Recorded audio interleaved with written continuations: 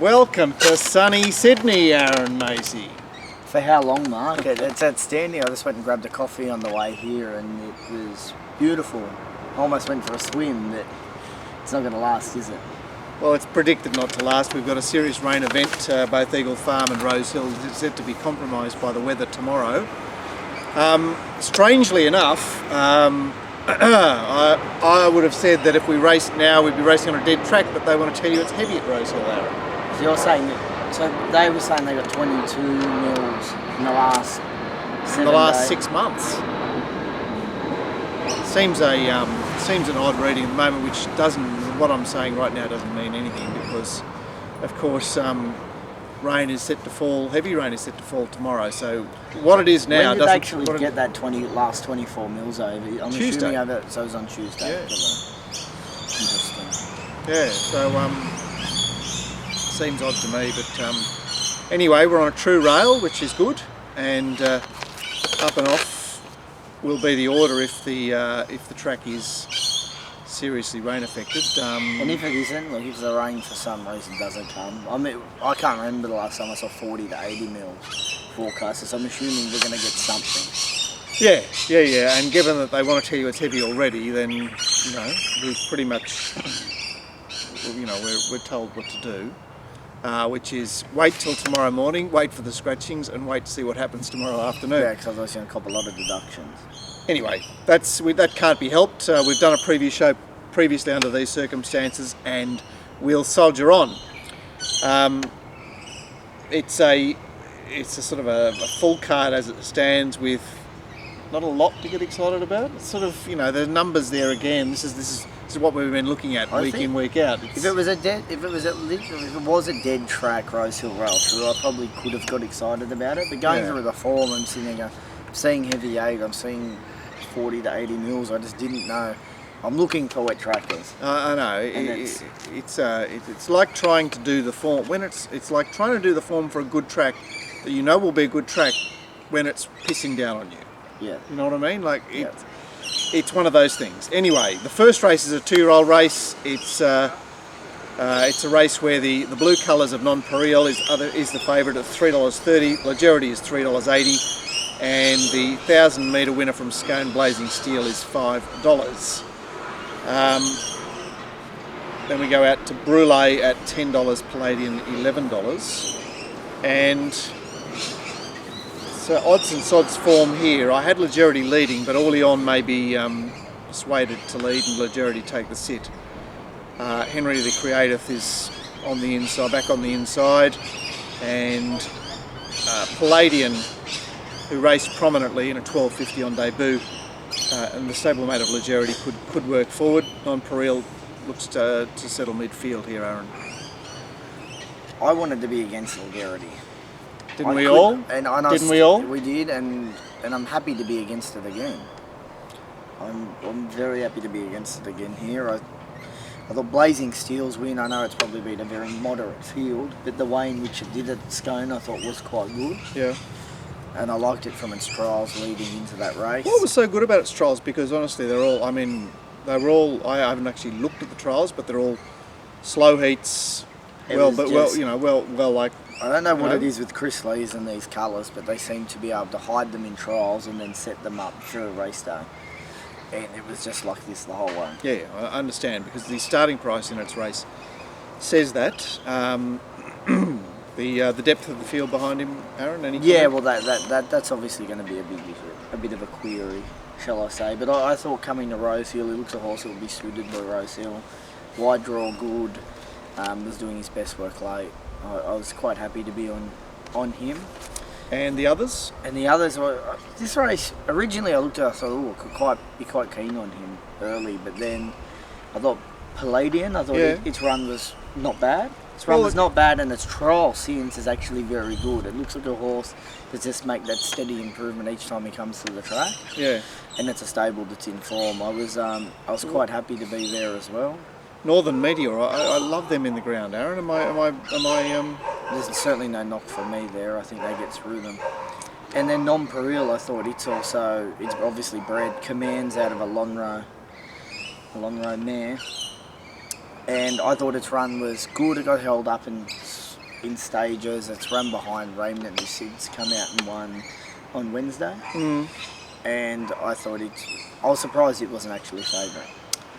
It is favourite. Well, it is now favourite, but originally it wasn't favourite. I was surprised they didn't put it up favourite. I look. What I was surprised about was the price of Palladium, given that he's from that yard and he's trialled since. And I realised that the figures out of that debut race aren't very good. But this is a horse coming home for his second run. He's already had a 1,200 metre run. And it's his run, but like the horse that's beat him, and Zanley was really quite beating comfortably, is Akator, and Akator's come out and run a good race and should have won at Randwick.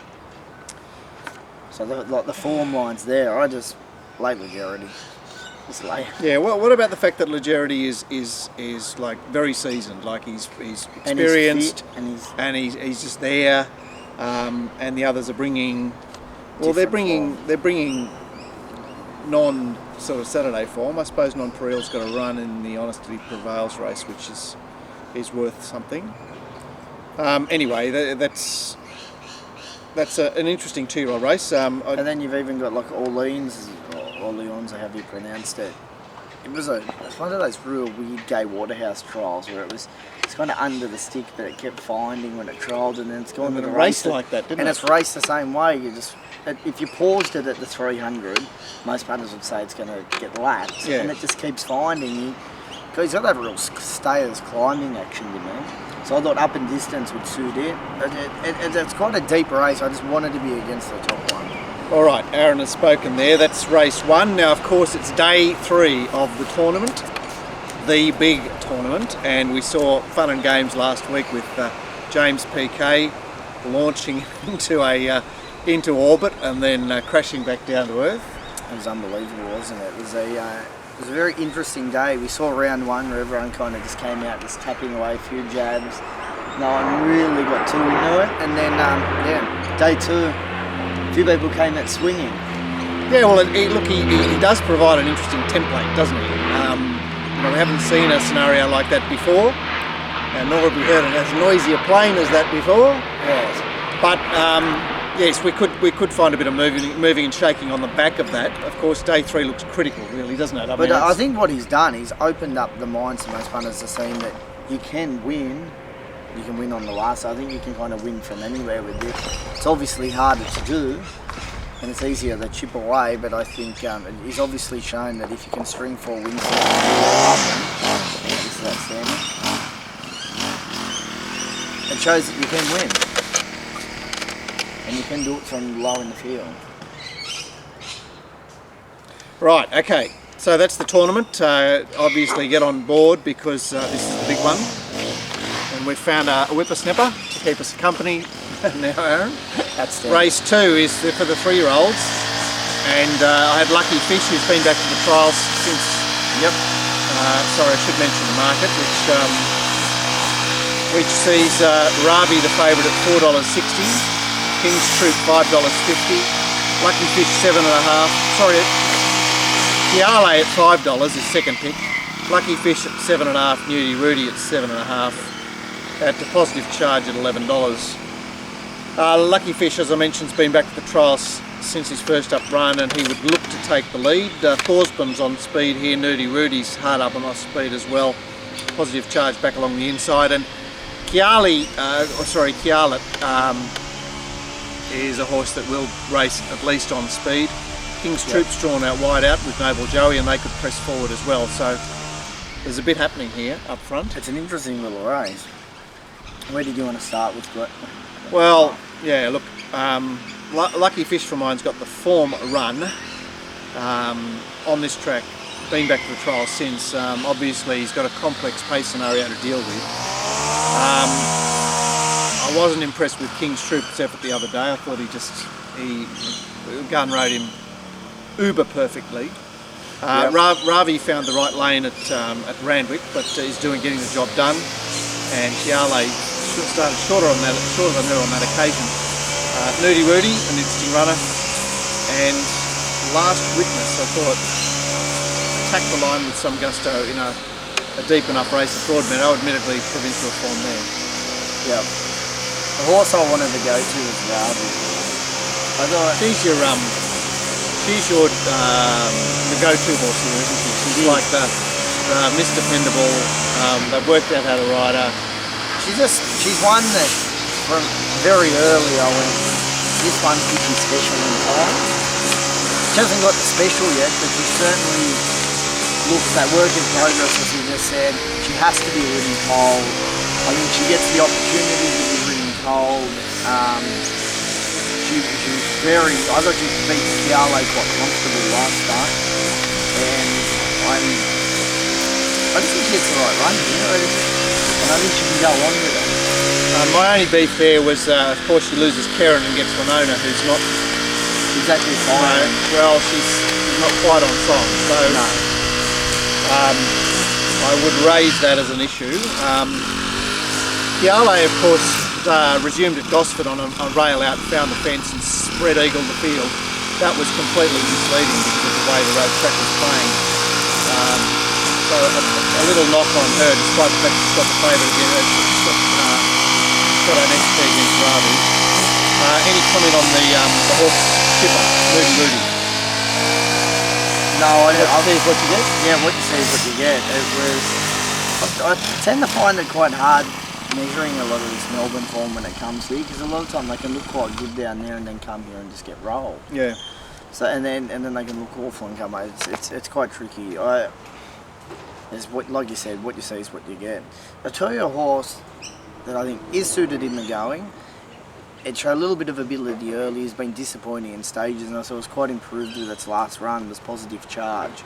Right. I thought it comes out of quite a strong race for Scone. I think that's quite strong. A loose scenario window. I think that's strong enough for here. Right. Well, it wasn't touched. Who was Sangiovese was the horse from that race that was.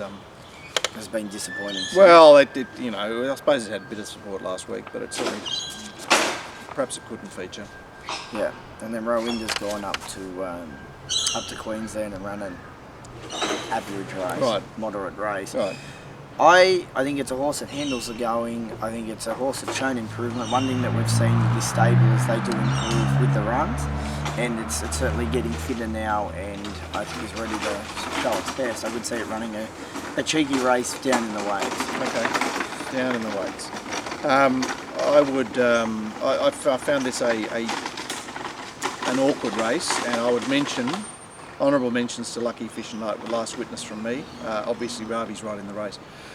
Race 3 is a highway. We're set to stay with the highways for the duration of the year or the season, and this highway sees Stratum Siren, a mare from the Southern Districts, favoured at $4.20. King's Officer is hard in the market at $5.50. Pure Choice is $8.50. Ahead of her is Bit of Faith at $7. Dylan's Dynasty's $9.50, and that's Dashy Deluxe, who perhaps sees circumstances that mirror her win in the highway race last year at $13. This was a put you to sleep sort of race, Aaron. I thought. Yeah, it's a race. You wade through this and just go. I haven't spent a lot of time on this race, but the one horse that did stand out to me a little bit at an each way basis is the one right down the bottom, Pure Choice. Yeah. What wasn't suited by the way the race was run last. Did a lot of chasing. Did a lot of yeah, she did a lot of chasing. I thought she kind of gets her chance here. Another horse. I do like backing these horses down at the bottom of the weight scale on these rain affected tracks. I thought she finds a right race here, just in race shape, having a look at it. Okay, yeah, well, look, she looks to perhaps lead from her wide gate. She's drawn inside the last couple, and she'll be there out of trouble. And whilst she's, Danny Williams, does anyone have any luck backing Danny Williams? He seems to win relatively infrequently for how well his horses are traded in the ring. But anyway, she's certainly right in there. The breakthrough mare at Wagga looks relatively well set up. I'd speak of Stratum Siren. Falco is a horse that came here for a proper race last start. He's been back to the trial since and seems a little long at $14. And as I mentioned before, Dashy Deluxe is going to fit in there somewhere. We've got the lawnmower now, Aaron. We've got the lawnmower. We're noting a little luck this morning. So So that's the highway. It's which way would you be leaning? it's the race that sent me to a break. Where would I be leaning? Look, at the current market, I could have something on Falco, I could have something on Bala Metallica, who gets Glen, and a run last 7 days ago where it boxed on reasonably well. Yuck. We come to a far more interesting race now. It's the Octagonal, which is an open handicap over 1400 metres, and the favourite is Marinostro, who comes off the back of a win on the dry 2 weeks ago, and he strikes his preferred wet surface tomorrow, $2.70. Ins and outs on the back, up and up in distance, and out in a draw at $3.25. Out to Riker, number 9, at $7. You expect Ins and Outs to control the lead here, or are Riverlad and Riker going to push up underneath him? I think he should lead here. He looks to get the lead. I think you just want to see him left to roll without being pushed. I think he should hold it. Riverlad will probably take the seat just in behind him, and Riker could obviously be there inside of him. Yeah, Marinostro obviously pushes into a handy position. Yeah, like this inside. I had the other 5 sort of backish. Office Bearer I don't. Office Bearer boasts a Warwick Farm win back in 2013 when trained by Peter Moody. I haven't seen him since. Jason Coyle now has him, and he resumed at Doomben for a naught. So unless he's going to occupy a forward position along the rails, I don't really care. Which way are you going, Aaron? One of these 2 favourites? I'm going outside. I think Marinostro's the horse to beat. I was quite keen on him first up. Were indeed. And I think he obviously goes better on the wet. One thing that I always worry about with Chris Waller horses is that if they fly first up, they can sometimes run a little bit flat second up. Getting to the wet track might not, that might, counteract that a little bit, as he is so suited on it. And he finds a favourable position. I'm actually quite keen at 2 horses at odds here. Yep. She's clean. Definitely. She's a horse that does like the cut out of the track. She can take a little, she does race well fresh, but she also can improve with the fitness as well. I think last start, I know it reads on paper beaten 12 or 15, but she went to the line the last 200 metres under a hole. A Scone Classic run, that one? It sure was. Drawn wide, can come down the outside and blouse, and she definitely has a beautiful turn of foot. The other horse that I didn't mind was Got the Goss. Right, 1400? 1400 suits. The 11 to 1400 doesn't worry me, races fit. He's a horse that actually keeps himself, he's not an overly big sort of a horse. Right, you better explain this one, Aaron, because you were tipping Got the Goss when he won his last race, which was first up last December. Yes. And you made mention of the fact that he failed on all those wet tracks. That could be a slight query. Could be the slight query. I just loved his run the other day. I just think he's come back better. He's come back a lot better. He's 20 to 1. He's probably going to be having slightly bigger odds than that, I think, with money coming for some of these other horses. I think he's a good gamble. I just think he's coming up to the 1400. He wasn't suited. I think he's returning better on this time. He was completely out the back. He couldn't run on, and then he's just starting to do his best work late. Not like a horse hitting the line. The horse is just wanting further. Look, I've been waiting for Ins and Outs to get his control race, but at 1400 with Marinostro on his hammer, I'm just a touch reluctant, so I'm forced to go with Marinostro. What did you say about the 1400 Ins and Outs? Like for the exact words that you just said, if he gets the bowl along in front and he gets to stack them up and then spring, he'll win. But like you said, with these other horses that might actually push him, the 1400 could be clearer. If it was 1300, it could be a little. I think you can go into the race with a fair bit of confidence. 1400, that last 100, we might just see come unstuck. Hence why I was quite keen on a horse like She's Clean. Yep. All right, that's race 4. Nearly halfway through the program, we then find a 1500 metre mares race, where Sabrina has been reserved elsewhere, and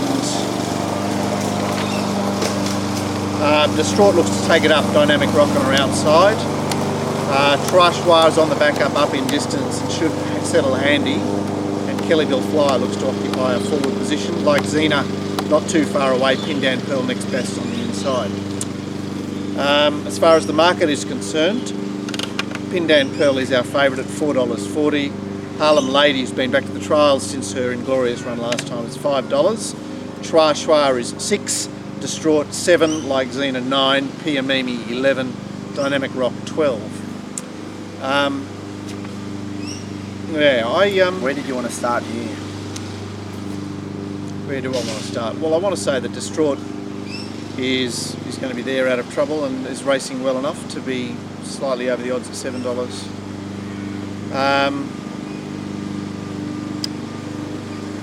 So that's my starting point. Obviously Pindan Pearl should run well again, but I don't like horses when they win from wide and go inside. That's we're just back on Distraught, because I think I made it my unders at $6 and she was on the now she's on the way out.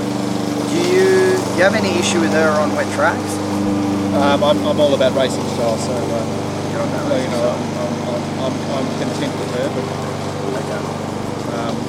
But all right, where do you want to go then? I was going back to a slight lean to Twashwa. I've got the query with her running this trip. I think there's a chance she could be a run on sprinter that needs wet tracks. Right. But she gets back to her rain affected going. I spoke to Joe Pride after her first up win and said, where do you go next? Will you keep it at these trips? And he said he wasn't 100% convinced that she can't run the trip, but he said he was starting to be convinced that she can't even hard tracks. And that track was maybe firmer than she would have liked last start. Oh, the track was fast last week. I mean, and I think that could be the reason. I think she may pull up sore, and I'm willing to forgive her. I wouldn't like to see her ridden too close here. Right. I'd like to see her maybe midfield. I'd at least like to see 4 horses in front of her. Okay. So I think getting back to I want to forgive her that last start run on the fast track and give her one more chance here. I had her as the horse to beat. Okay. That's not unreasonable. Harlem Lady, any comment today after she's won twice first up now, and the rest of her form isn't quite so dynamic. Well, she's got to run behind Twashwa at Randwick over 1300 on Melbourne Cup Day. She's certainly got a dazzling turn of foot when left to be able to use it. How she goes on rain affected going, I'm not sure. And I just wasn't sure how fast they're going to go here. If she's going to go right back, are they going to go fast enough there to steam over the top? I didn't think she'd outsprint Twashwa on the wet track. Okay, any comment on the winner of this, the winner of the lead up a fortnight back? Yeah, Pindan Pearl. The way she let down was rather impressive. I'd just like to see her string the two wins together here. Right. It wasn't a race I was overly keen. No, it's like there's just bits and pieces of. Going to Twashwa was the horse I was going to have on top and could have a small speck on. Piamimi, any comment? No comment. Actually yes, she does handle the wet when she comes out of the boys' race that holds stronger form to this. Like it was one that, what price is it now, sorry? It's only $11. It's only $11. My daughter, if she was around that $15 mark, would easily have something on it. Sort of bog standard-ish race where more cons than pros, I suspect. Yes. Moving along to the first leg of the quaddie, which has found 16 3-year-olds to go over the 1500 metre course. And the market sees Roguish the favourite at $6, equal with Supply and Demand at $6. Dingu Mountain is a surprise third pick for mine at $8. Dreamforce 11, Montauk 11, Classic Uniform 12, Seeking Asylum 13, and the runners under 16 to 1. Roguish remains in his first preparation. He's having his 5th run first prep, backing up with blinkers on. Looks set to take it up unless Triple Six has other ideas. Classic Uniform is also a candidate for the lead. Dreamforce and Dark Steel should posse up. And Tremazina and Hand from Above I had sort of in the next bracket with Supply and Demand. Seeking Asylum could push forward from a wide gate.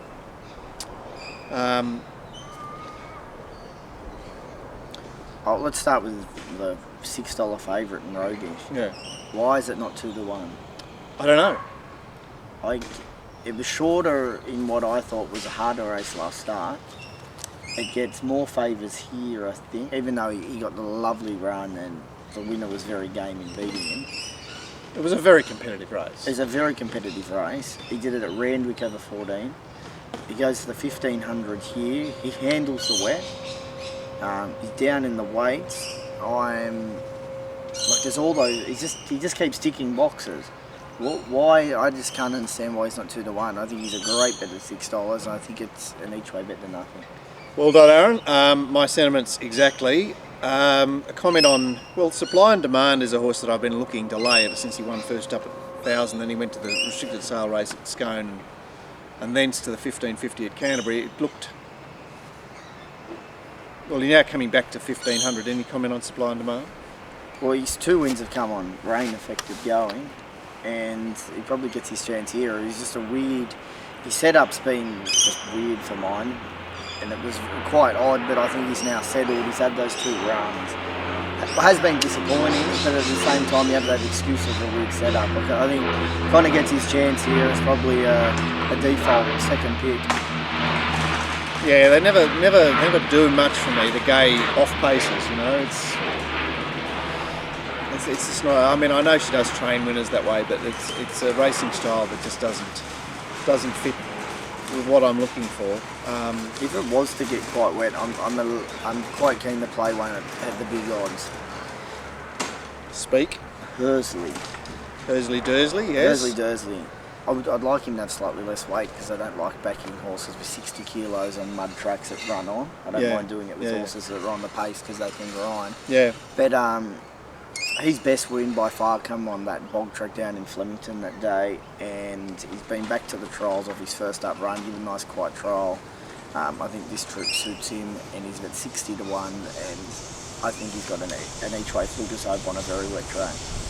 Yeah, well, look, it's it's a race where the favourite either wins or falls over, and anything goes if he falls over.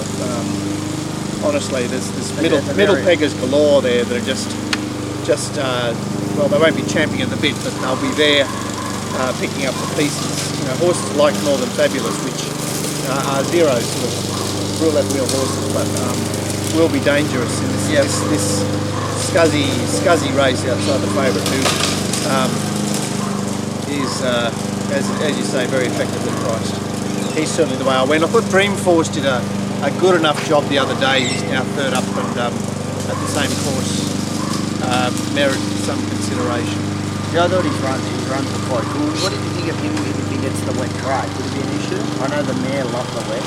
But yeah. I mean, you sort of like to see them a little more experienced than he is, but nevertheless, Dubai in style. He came a long way back in distance the other day off a short break where he was gelded. Yep. I could see him being somewhat hopeful, but it's the favourite. Well, it's the equal favourite for me at this stage. we got the plaque. We've got the plane. We've got the mower. Dallas, we need a studio. I think he's nearly done. God, it needed to rain, Aaron, so that we got the sun is leaving us. Put out of our mercy anyway. It's becoming more overcast. That's race 6. Race 7 is bog standard benchmark 85 over 1500, which actually sees, well, firstly the market sees Disgraceful at $4.80, Paralitos $4.60. They're jousting. Big Tree is $5.50, snapping at their heels. Yep. And Sabrina is $6. They're the main ones in the market there. And it's a race where the lead is a bit up for grabs. I know that Kentucky Dane will search for the lead, but I mean, she's a stayer resuming. So, if Disgraceful wants to take it up tomorrow, he can. And if Paralitos wants to take it up tomorrow, he can. I thought if he rolled forward, he's going to be the horse to certainly run down. Paralitos? Yeah, he's going to be in a long way. Yeah. Although I do think he wouldn't like it if he wouldn't want it to get too lucky either. track is a bit firmer. What did you make of this horse Consign? He did a good job at Warwick Farm, but Yep. it's now coming back to 1500, so it could be alright. I mean, The trial between runs was very good. yeah, in very slow time. It's he's a dangerous horse here. Yeah, he's another I probably would have, with the unknown of it being wet, I would prefer it to be like a dead track, but I could have shown a little bit of confidence Well, there. Chris will give you the lead there. Yeah. You'll either scratch or you'll leave it in, and I think you can bet if you leave it in. He leaves it, yeah. Yes, I thought Sabrina was a bit tight in this race. I thought first up was just a run. Yeah, just a run. One thing with Bjorn on that, I don't think he was very confident going off the run with her. I think he knew that she's going to take good improvement for the run. I actually didn't mind the way that she hit the line. I think 1500 Rose Hill was good for her. Fig Tree, not really one of mine. He's there on self-consistent. I can't seem to understand this horse. It seems to be well supported quite a lot, and he's never really been a horse of mine, not on Saturday grade anyway. Disgraceful Has always been thereabouts, but rarely wins. He looked to have his chance last week. Yep. It's that pest horse. If you're not on him, you're going to be there flashing at some stage, and you're going. And then if you're on him, you're going, oh, I'm home here, and he takes a roll. So I'm happy to go around him. Look, I thought there was two horses that could improve sharply here. Final Decision and Metallic Crown. They're both horses just about one run back from a break. Final Decision from a spell, Metallic Crown from a let up. And it's a race that's not much happening in it, which is why you're here at Consign. Yeah. It's And there's a few of these races on the card leads you. And I think you could almost have one of 8 horses in the race, and you can find a reason why. Yeah, it's not a particularly appealing race. Obviously, if you back the winner, it'll become enormously appealing. We move on to the second feature on the card. It's the Eremine over 1800, where half the Scone Cup field turns up here 22 days after the Scone Cup runs. Foreign Prince looks to be our leader. High Midnight would like to lead, but we'll have to let Foreign Prince go, I think. Goldstream was ridden very forward the other day and has Winkers on tomorrow up in distance. And Sons of John obviously won't give his alley away, he won't be too far away. As far as the market is concerned, High Midnight is our favourite at $4.40 from, surprise, surprise, Berry Delicious at $5.50. $6 Tales of Grimm, $7.50 Sons of John.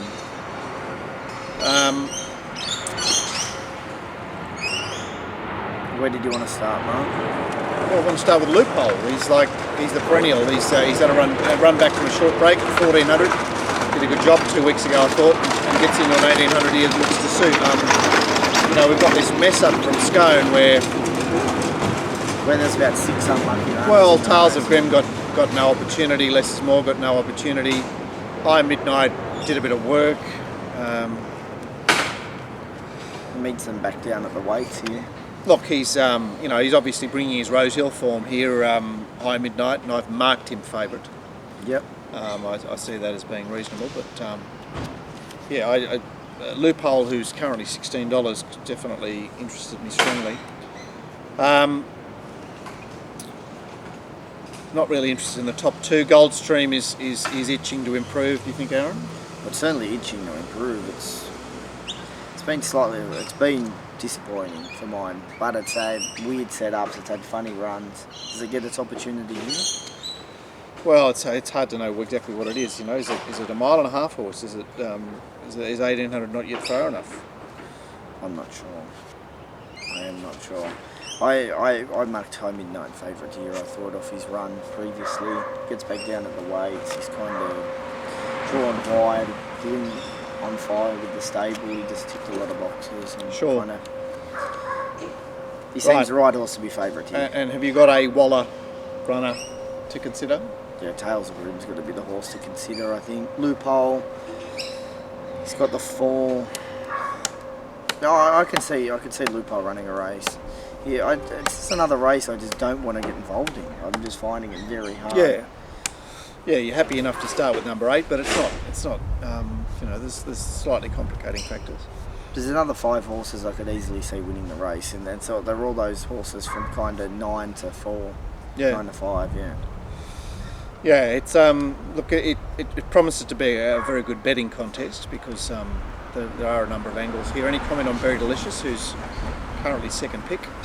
I know she's got the wet track form, and I'm assuming maybe that's where the market's had her quite short. Yeah, look, she's by Blevick, which suggests the 1800 will work for her, although she looked a bit more dynamic at the shorter courses. Yeah, short of a mile. She never gave the impression to me that 1800 was going to be her go. She always gave the impression of a 1400 metre run on horse. Yeah, I'd be opposing her tomorrow. Yep. And this is Cassie's first day back. Well, she rode at Gosford yesterday. Glenn said she was going to retire. It hasn't happened. I meant like the first city meeting back. Yeah, I guess so. That's That's the Arrowmine. It's You're leading to Loophole at a bit of a price. Well, look, I'm tipping Loophole. High Midnight I've got right in there, as I said, marked favourite. Foreign Prince I could entertain here, third up. Tales of Grim is in the race, and I mentioned Goldstream earlier.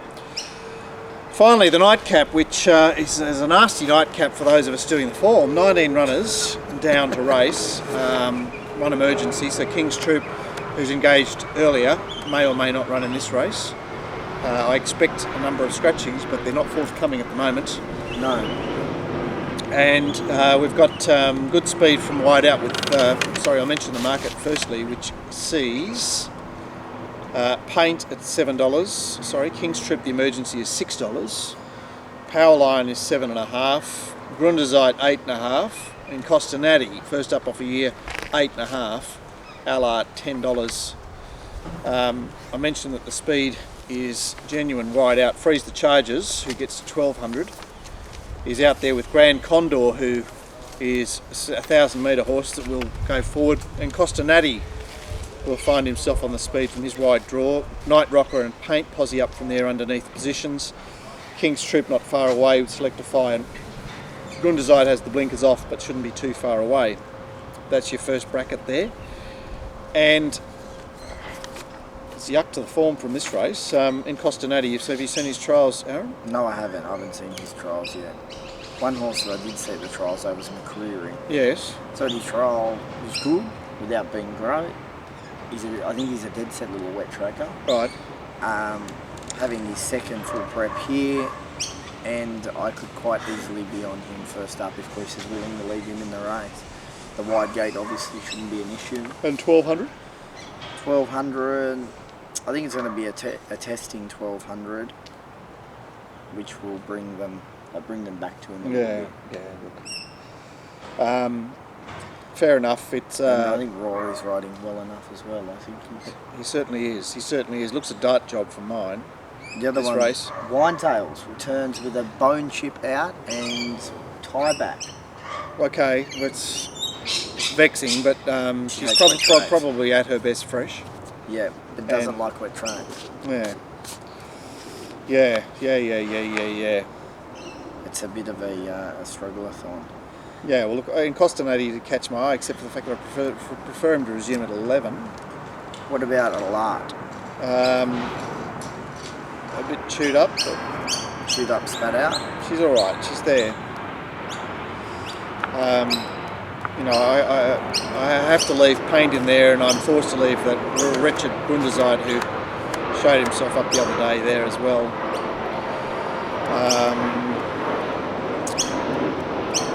Is there anything else? No, it doesn't. It doesn't look that way. No, it's not a race. It's not a race that Is the renowned wet tracker going to be well supported at odds, Grand Punta? Well, look, I guess so. He's finally had a city run. He's been freshened up with 4 weeks off. So Grand Punto will certainly trade well enough. Although $10 is not exactly a luxury price at the moment. No. Look, that's the day. It's obviously a day that's going to be determined by what happens tonight, tomorrow morning, and well into the program. So it's not a day that we can sort of bar up about. I guess I'm perhaps looking towards Marinostro. I think $2.70 represents a fair gamble at the moment.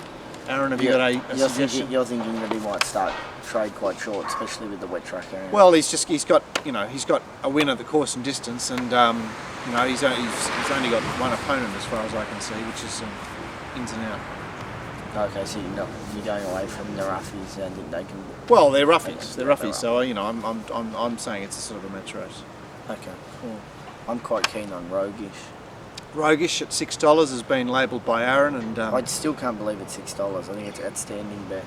Yeah, my forecast 5-2 there, so I'm certainly along there with you. Now tomorrow we've got obviously I'm working on Rosehill and Kembla Grange, and Kembla's in the same boat as Rosehill as far as the weather's concerned.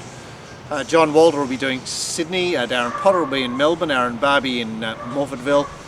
And that Ford dealer John McLeod will be doing his best for the resumption of racing at Eagle Farm, which is set to be somewhat rain affected as well. And can we get a forecast on the Glenn Pollock performance? Well, whatever it is. Day 3. I think he's going to come at swinging in day 3. Whatever it is, it'll be great. We've got race speed profiles right down the eastern seaboard. And have I missed anything, Aaron? Mount Yard Mail. How do you breathe without it? And in fact, there's an on-the-spot sort of report, 10 minutes out from race time, that is probably best placed given the circumstances we're facing tomorrow. It's going to make for an interesting day, nevertheless. All right, so stay tuned. I hope you manage to work it out tomorrow. We'll be back with the Punters Show on Monday. See you then.